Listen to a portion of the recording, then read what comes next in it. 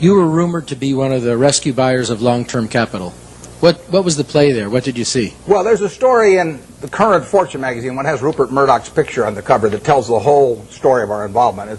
It's kind of an interesting story because it's a long story, so I won't go into all the background of it, but I got the really serious call about long-term capital probably 4 weeks ago this Friday, whenever it was. It was my granddaughter. I got it in mid-afternoon, and my granddaughter was having her birthday party that evening, and then I was flying that night to Seattle to go on a 12-day trip with Gates to Alaska in a private train, all kinds of things where I was really out of communication. But I got this call on a Friday afternoon saying that things were really getting serious there. I'd had some other calls before that the article gets into a few weeks earlier. I know those people, most of them pretty well. A lot of them were Solomon when I was there. And the place was imploding, and the Fed was sending people up that weekend. And so between that Friday and the following Wednesday, when the New York Fed, in effect, orchestrated a rescue effort, but without any federal money involved, I was quite active, but I was having this terrible time because we were sailing up through these canyons, which held no interest for me whatsoever, in Alaska. And the captain would say, if we just steer over here, we might see some bears and whales. And I said, steer where you get a good satellite connection. Because so it was, in fact, there's a picture, unfortunately, where I've got my Old Faithfuls going off behind me, and I've got my back to it. I'm on the phone, which was the people in the group thought it was kind of funny the way I was working the phone. But we put in a bid on Wednesday morning. By then I was in Bozeman, Montana, and I talked to Bill McDonough, the head of the New York Fed, about 10 o'clock. They were having a meeting of the bankers at 10 o'clock that morning in New York, and I caught him right. We actually delivered a message to him. He called me out there in Wyoming a little bit before 10 New York time, and we made a bid. It was because it was being done at a long distance and everything. It was really the outline of a bid, but in the end, it was a bid for $250 million, essentially for the net assets of. But we would have put in $3.75 billion on top of that, and it would have been $3 billion from Berkshire Hathaway, $700 million from AIG, and $300 million from Goldman Sachs. And we submitted that, but we put a very short time fuse on it, because when you're bidding on $100 billion worth of securities that are moving around, you don't want to leave a fixed price bid out there very long. Plus, we were worried about it getting shopped. In the end, the bankers made the deal, and but it was an interesting period. The whole long-term capital management, and I hope most of you are familiar with it, but the whole story is really fascinating, because if you take John Merriweather and Eric Rosenfeld, Larry Hillenbrand, Greg Hawkins, Victor Agani, the two Nobel Prize winners, Merton and Scholes, if you take the 16 of them, they probably have as high an average IQ as any 16 people working together in one business in the country, including at Microsoft or wherever you want to name. So there's an incredible amount of intellect in that room.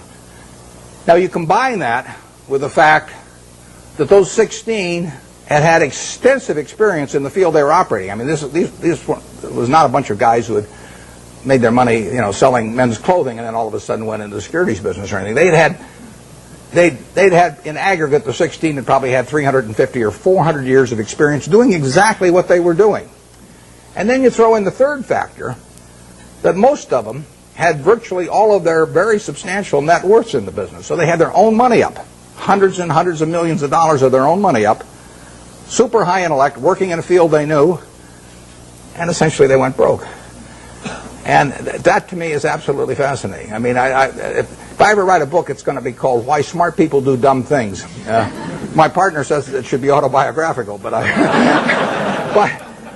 this might be an interesting illustration. And these are perfectly decent guys. I respect them, and they helped me out when I had problems at Solomon, and so they're not bad people at all.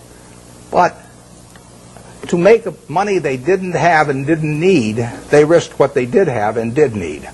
And that's foolish. That is just plain foolish. It doesn't make any difference what your IQ is. If you risk something that is important to you for something that is unimportant to you, it just does not make any sense. I don't care whether the odds are 100 to 1 that you succeed or 1,000 to 1 that you succeed.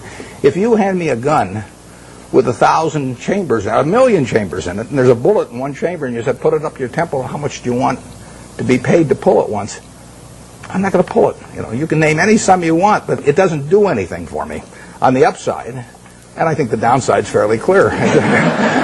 So I'm not interested in that kind of a game, and yet people do it financially then without thinking about it very much.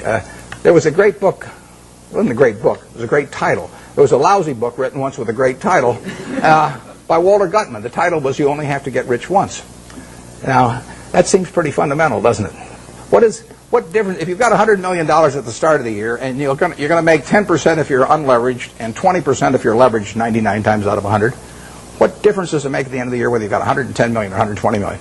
Makes no difference at all. I mean, if you die at the end of the year, the guy that writes up the story may make a typo and he may say 110 even if he had 120. So you've got nothing at all. It makes absolutely no difference. It makes no difference to your family. It makes no difference to anything. And yet the downside, particularly managing other people's money, is not only losing all your money, but it's disgrace and humiliation and facing friends whose money you've lost and everything. I just can't imagine an equation that makes sense for. And yet 16 guys with very high IQs who are very decent people entered into that game. And I think it's madness, and it's produced by an over-reliance to some extent on things. Those guys would tell me back when I was at Solomon, that a 6 Sigma event wouldn't touch us, or a 7 Sigma event, but they were wrong. I mean, their history does not tell you the probabilities of future financial things happening, and they had a great reliance on mathematics, and they felt that the beta of the stock told you something about the risk of a stock. It doesn't tell you a damn thing about the risk of a stock, in my view. And Sigmas do not tell you about the risk of going broke, in my view, and maybe in their view now too. But I don't like to even use them as an example because they are. I mean, the same thing in a different way could happen to any of us probably, where we really have a blind spot about something that's crucial because we know a whole lot about something else. It's like Henry Kaufman said the other day. He said the people that are going broke in this situation are just two types: the ones who knew nothing and the ones that knew everything. And it's sad in a way. I urge you, in anything, we never basically borrow money. I mean, we get float through our insurance business and to do things, but I never borrowed money. I never borrowed money when I had $10,000 basically, because what difference did it make? I was having fun as I went along, and it didn't make any difference whether I had $10,000 or $1 million or $10 million. Except if I had a medical emergency or something had come along like that. But I was going to do the same things when I had a lot of money as when I had very little money. If you think about the difference between me and you in terms of how we live,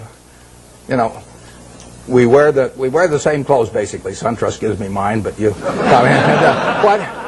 So we wear the same clothes. We eat. We all have a chance to drink the juice of the gods here. But we all go to McDonald's, or better yet, Dairy Queen, and we live in a house that's warm in winter and cool in summer, and we watch Nebraska, Texas A&M on a big screen. You see it the same way I see it. We do everything. Our lives aren't that different. You'll get decent medical care if something happens to you, and I'll get decent medical care. The only thing we do is we travel differently. I ride around this little plane, and I love it. And that takes money. But if you leave that aside, we travel differently. But other than travel, I think about it. Think, what can I do that you can't do? Now, I get to work in a job that I love, but I've always worked in a job I loved. I loved it I loved it just as much when it was a big deal if I made $1,000. And I urge you to work in jobs you love. I mean, I think you're out of your mind if you keep taking jobs that you don't like because you think it'll look good on your resume.